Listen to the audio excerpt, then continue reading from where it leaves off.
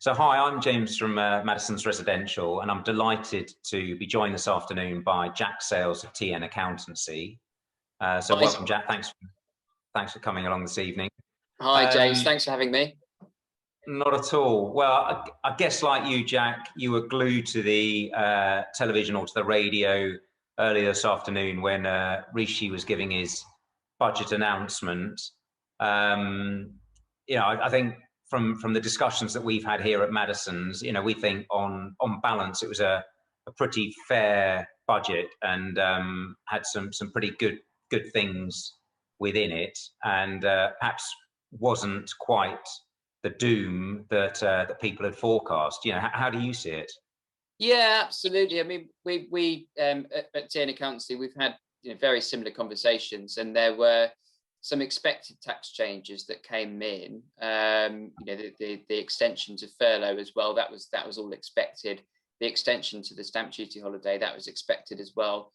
But certain things that were perhaps a bit doom and gloom that were expected to come in didn't happen. So I think actually quite a well-rounded budget and good news for a lot of people. Yeah, I mean, certainly those I've spoken to on the phone then this afternoon, some of our sellers who had previously been worried, I think they've had their fears appeased. I think it's great what he's seeking to do. And I think sort of some of the encouraging statistics that I saw that, where unemployment had been forecast to peak at 10%, they've now revised that down to 6%. Obviously, it's not good that unemployment's rising, but hopefully we're stifling that and actually stopping it at a much lower figure than had been forecast. Yeah, absolutely. I think everyone's expecting things to, once the support ends, that things potentially are going to be quite bad. But looking at what they've said, actually things hopefully won't be nearly as bad as first feared. So kind of a bit of fingers crossed, and also it looks like the measures have been put in place to enable effectively the economy to carry on and rebuild. That's it. Yeah, I know the Office for Budget Responsibility came out and forecast growth of 7.3% for 2022. So that's got to be good. And I know, Rishi's perhaps banking a little bit on a sort of consumer spend, but I think it is very true. And I have had this conversation previously, actually, where people have been able to save over the last 12 months. And certainly we've seen that with people coming here with larger deposits. And I think even in your own personal instance, being able to use the last 12 months to actually put some money aside, which you wouldn't normally have been able to do, to save up a deposit for your own house purchase later in the year.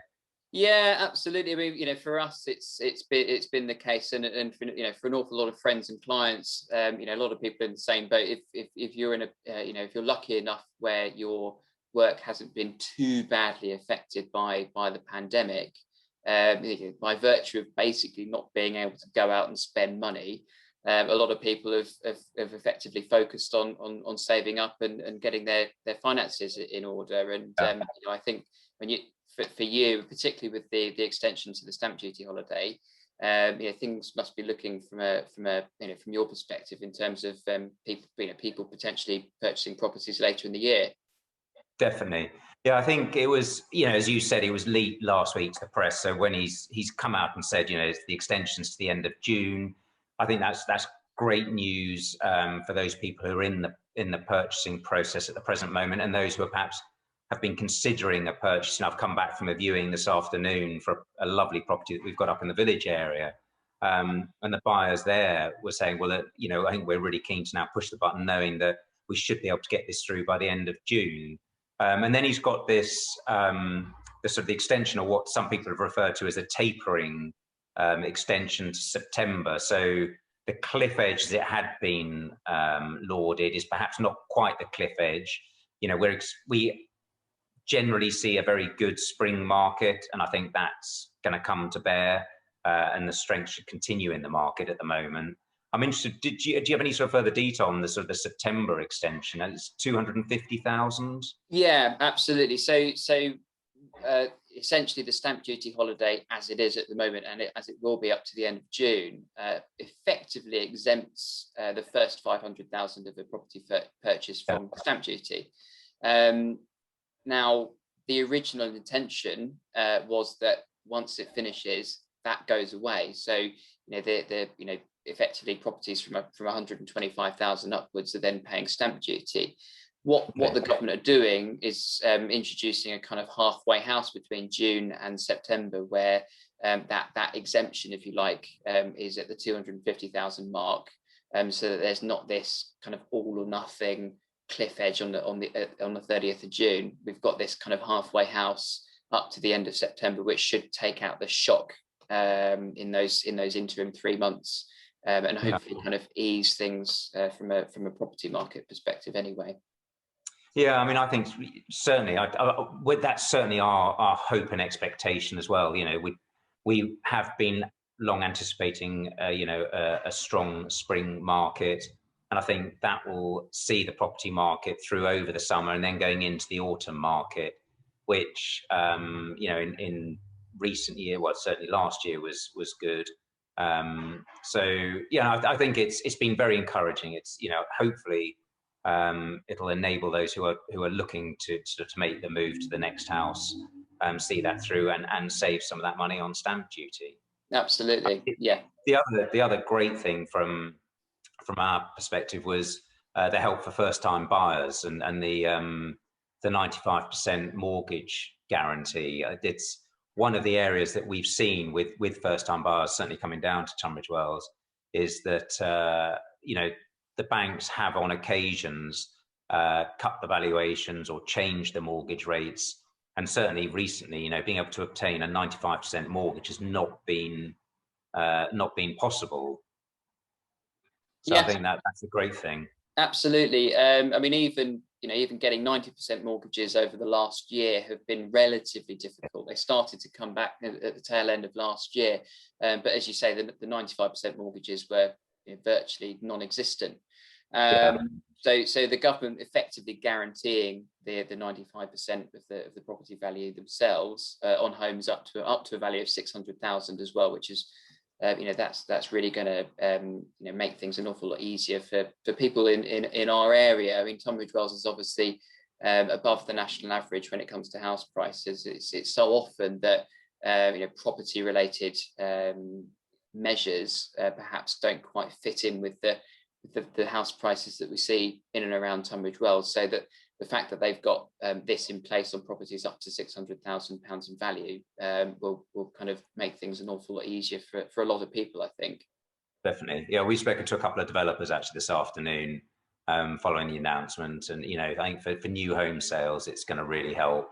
So we're really chivied up by that. Actually, and that's great news. Yeah.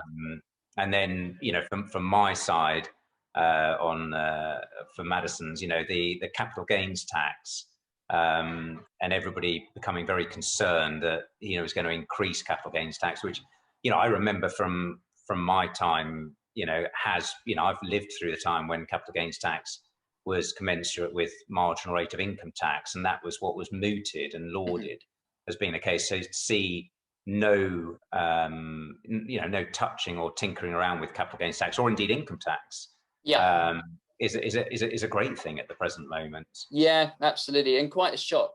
I think a lot of people were expecting, it's almost I think it's seen as an easy target for the government to basically look at way of generating extra tax revenue. And a lot of people were, as you say, I think a lot of people were thinking that capital gains tax was going to be aligned with income tax in terms of the tax rates, but they haven't been touched. And in addition, the thresholds, so the income tax personal allowance, the basic rate band, and the capital gains tax annual exemption, that's been effectively frozen from 2022 up to 2026. So the actual low point at which you start to pay capital gains tax is going to stay the same. It doesn't mean that the government won't then potentially increase the capital gains tax rate in the future, but certainly for the time being, they haven't touched it, which is obviously great news for a lot of people that are potentially sitting on gains that on properties that they might wish to sell. Yeah, well, I mean, I've had discussions with landlords and indeed with some local landowners who are selling plots, you know, who were very concerned about that and trying to sort of push sales through, you know, concerned that they were going to be hit by, you know, a more punitive tax rate. So I think Yeah, that's really encouraging news. absolutely. I mean, I've got a few clients that were, you know, they were concerned because, you know, that they are in the process of going through some transactions at the moment, which weren't going to happen basically until after the budget, and there was always the risk that you know, that the Chancellor could put the capital gains tax rate up straight away as of today. And Yeah. a lot of clients are very relieved that nothing's actually changed, and you know, they can enjoy the relatively low rates of capital gains tax that we have at the moment and now for the foreseeable future. Yeah. Absolutely, absolutely. Well, Jack, it's really great to speak to you. You know, anybody who watches this and wants some further detail on how the budget may impact them, please do give Jack a call at TNAccountancy. He's a great guy, great person to go to, very knowledgeable. So please do give him a call. And for those watching, I hope you found it useful. Anything that we can help with at Maddisons Residential with regards to property needs, do give us a call. And thank you for watching. Jack, lovely to see you again. And no doubt we'll catch up very, very soon. Likewise, James. Thanks for having me. Bye. Have a good evening.